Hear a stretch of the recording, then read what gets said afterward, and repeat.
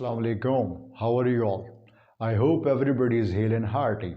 I have now started again my lecture circuit and embarked on the journey of lectures of phonetics and phonology. Previously, I had briefly touched upon some of the most prominent aspects of phonetics and phonology. Now, I am going to switch to the next, and that is in the form of assimilation. Although I have given a brief account of assimilation, but today I am going to explain this topic in regard to its types. So, what is assimilation and what are its different types? That's today's lecture. So, first and foremost, you need to understand something before plunging into the heart of the matter, that what do we actually mean by assimilation and how do we realize assimilation? So, stay tuned.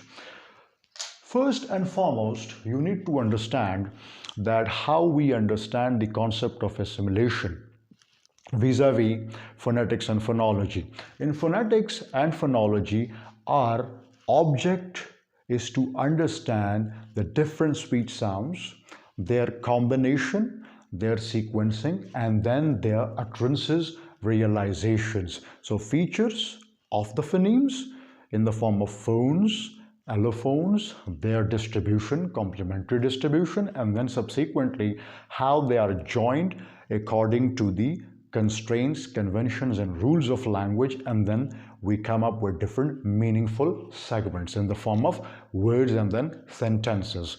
Now, assimilation. What is assimilation? Assimilation is one of those concepts which are related to the idea of connected speech. I would come up with a separate lecture of connected speech, but just to make you slightly briefed about assimilation, I would give you, let's say, a very precise account of connected speech.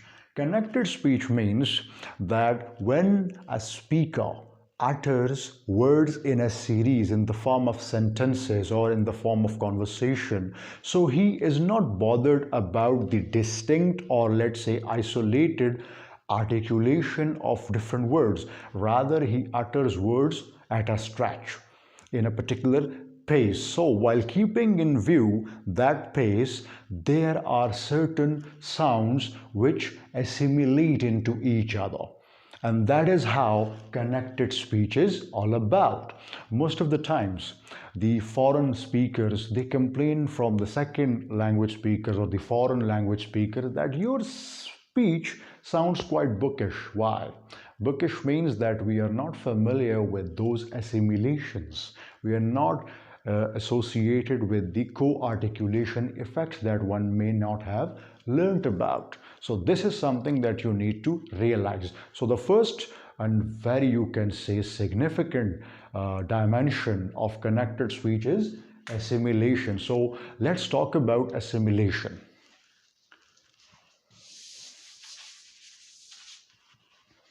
Now, assimilation, I would give you a brief account of assimilation. That assimilation is something when one sound segment is influenced by another sound segment in a connected speech.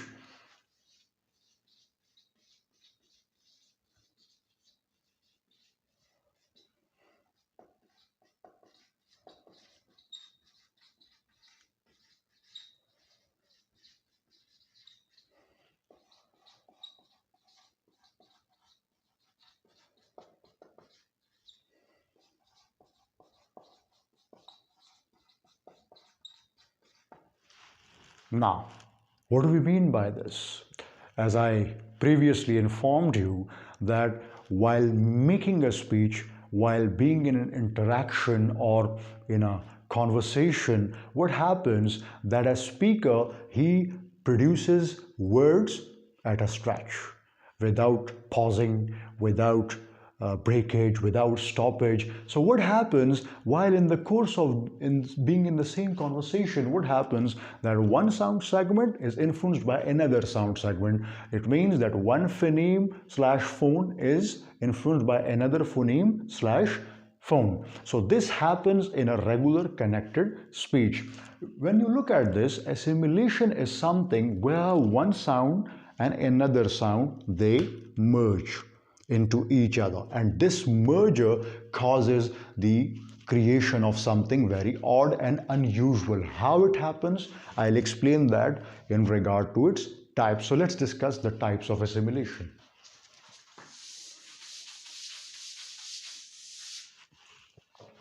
There are three prominent types of assimilation, although there are many others, but the three broader types, the types that are very much important, are three. What are those? Number one,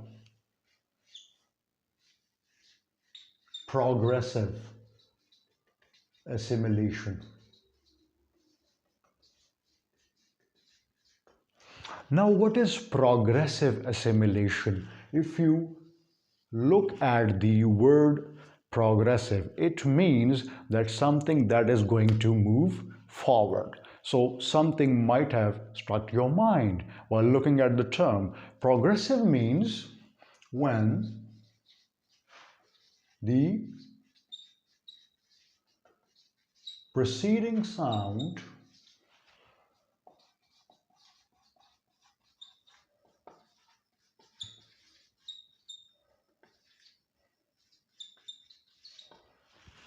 what does it mean?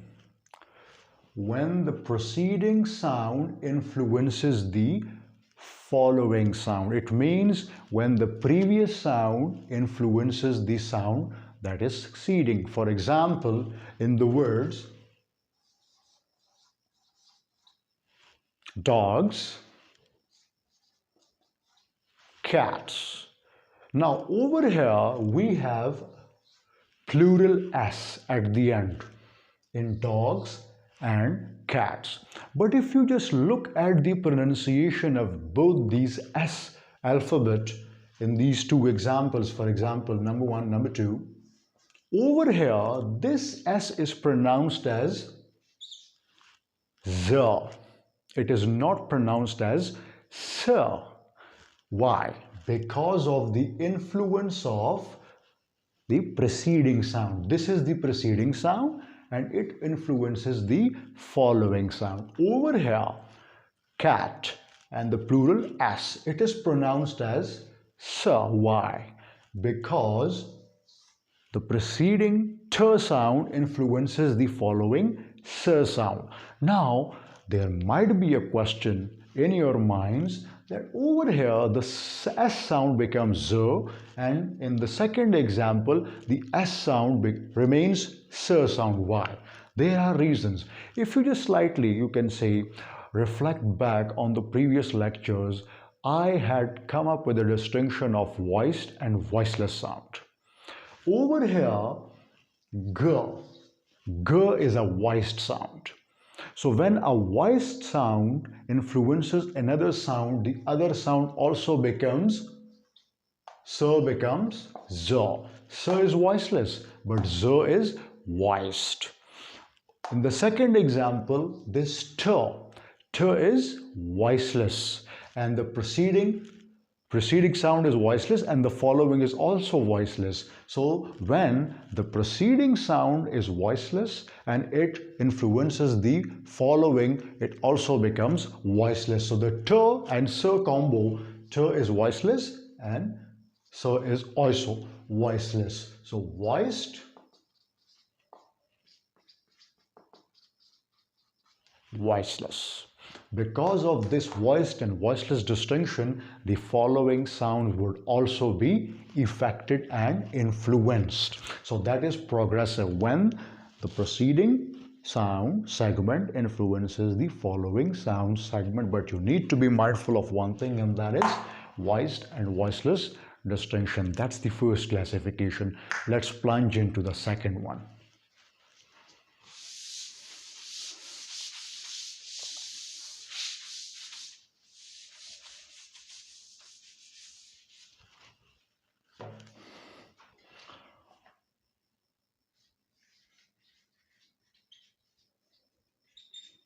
Regressive assimilation.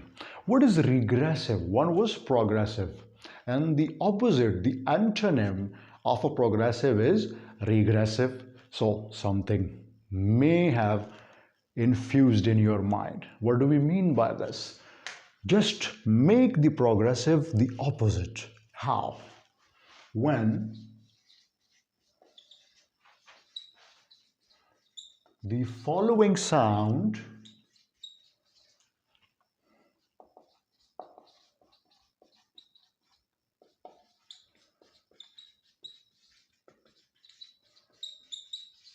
just the opposite of the progressive assimilation. Over here, the following sound influences the preceding. It means coming back, regressive, coming back. For example, the following, the sound coming after, influencing and striking back the previous one. That is regressive assimilation. This is the second type of assimilation. For example,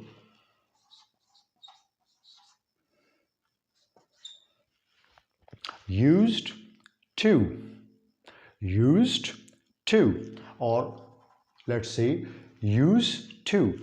Now, I would transcribe the two so that we can make up for that confusion.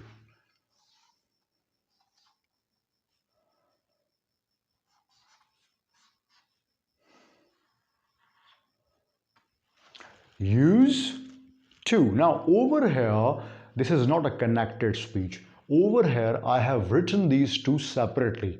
They are not in the form of a connected speech, rather, they are two distinct words.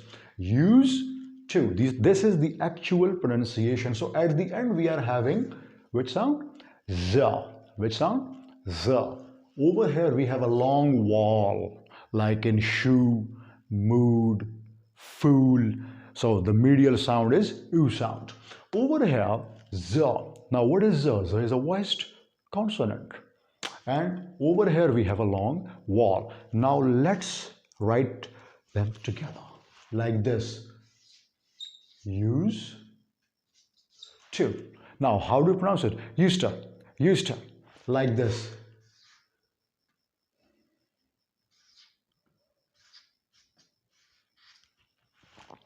Can you identify the difference between the two? It's quite visible, quite apparent, quite obvious. Over here we had a voiced consonant. Now when you look at this, the same voiced consonant Z turns into S. Why? Because T sound influences the preceding sound Z. Use to, use to. Now to influencing back the z sound, z sound. Now over here, what is the situation? The situation is just the contrary of the first one. In the first, what happens that the preceding, the previous sound segment influences the following coming after. In regressing, the following that is coming after influencing the previous one. So the same voiced Z turns into voiceless S in a connected speech because of the regressive assimilation. Now, there might be a question that why Z as a voice turns into S in a voiceless form. The reason is I told you that the sound which is influencing the other, if it is voiced, the influence sound would also be voiced. But if the sound segment which is voiceless and influencing another sound, that will turn another sound, even if it is voiced, into voiceless consonant. Over here we had a Z sound. Z was a voiced consonant, and the following was voiceless. So the voiceless sound influencing the voiced, and that turns it into a voiceless consonant. That is the second type of assimilation, and that is regressive assimilation. I hope you people are keeping the pace with me. So these are the two main types that one can identify in relation to the concept of assimilation. Let's plunge into the third one.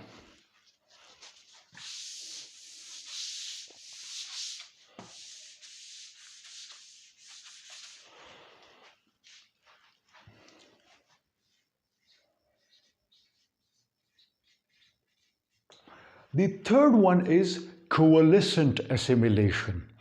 Now, in the first one, we discovered that the sound segment in the form of progressive assimilation would be the preceding influencing the following one. Progressing, moving forward. In the second type, moving backward. The following sound influencing the previous one. And the criteria is that if the influencing sound turns out to be voiced, then the influenced one would be voiced. But if it turns out to be voiceless, then the influenced sound would also be voiceless regarding of the classification that it may possess, it may bear. Now, coalescent. What is coalescent? Coalescent assimilation is a type of assimilation where one segment and another segment. By segment, I imply one sound segment and then another sound segment when they merge into each other, and output is that there turns or there happens to be another totally different sound segment. For example, one sound segment and another sound segment, they mix into each other, they blend into each other, and the outcome is that another totally different sound segment emerges or appears. For example,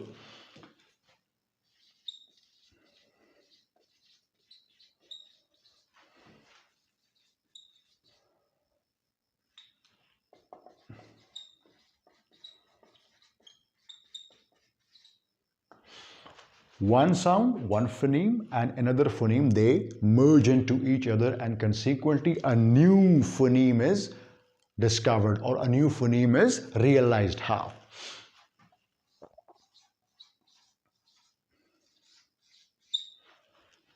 Could, you, not a connected speech. Could is different, you is different. Let me transcribe it.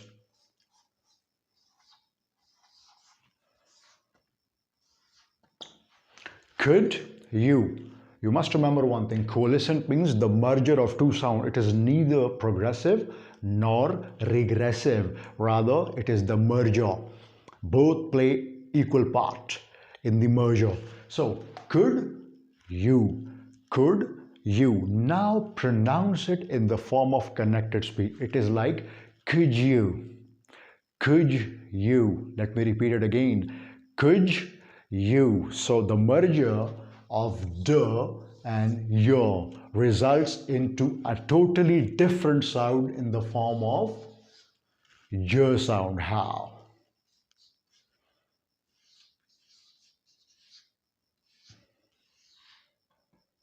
Could you. Could you. Now, can you imagine? I mean, there is do and then there is your. The merger of the two results in a totally different phoneme, a totally different sound segment which was never anticipated. This is coalescent, that the merger of the two sound segment occurs and then consequently a totally new sound segment appears and realized in a connected speech. So that was the third classification of assimilation. Now this is something very much prominent as far as the co-articulation effects are concerned. I have explained co-articulation effects in the previous lectures, and you can consult those lectures on my channel for your understanding and better comprehension. Now, this was all about assimilation. In the later stage, I would elaborate or I will expose or unravel another aspect of a connected speech. So till then, I would like you all to stay updated and subscribe my channel, because by keeping yourself updated you would be infused with new concepts and knowledges that may not have been striking your mind for quite some time. So thank you very much for your time. I'll see you in the next session. Goodbye.